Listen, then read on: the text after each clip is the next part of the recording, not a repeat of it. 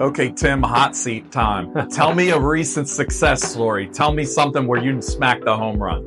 Yeah, so I'm going to say one of the recent ones was, and this goes back to having experience in the industry. When I have a listing, prior to the buyer's appraiser going out, I have a pack of information that I send out there with comparable sales, the contract, going over the highlights of the home.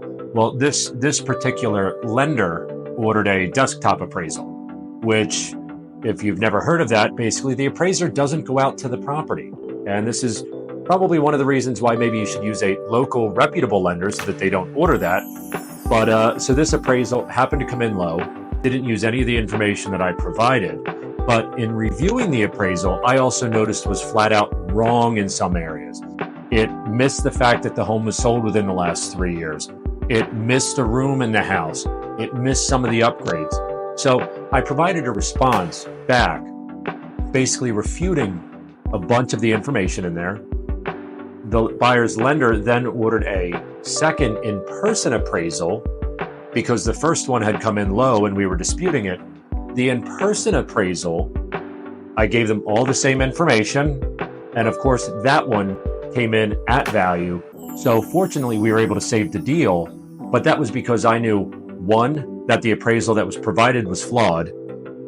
And sorry, Jackson, our real estate dog in the office, is distracting me. One, I had the experience to know that the appraisal was flawed.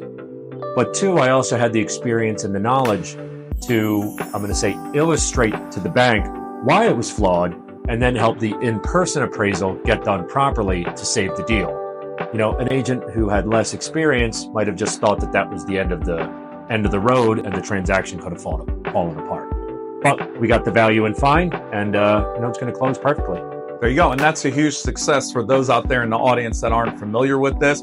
Speaking from the lending side, is somebody's going to have to pay for that gap, whether it be Tim's client who's selling may would have had to come down in price due to that bad appraisal, or also bad for the buyer as well with that lender, that they would have to cover that appraisal gap if they wanted to move forward. So Tim saying, hey, there's no such thing as that's not my job, right? Mm-hmm. Dug in, got the comps because he's hyper local, he knows his local markets, and was able to refute that with an appraiser, probably from a mass lender out there that's not in tune with the local market. So I agree with you 100%. It's very, very important to work with those that are local versus national because of these items here. You got to work with a local expert. Yep, absolutely. 100%.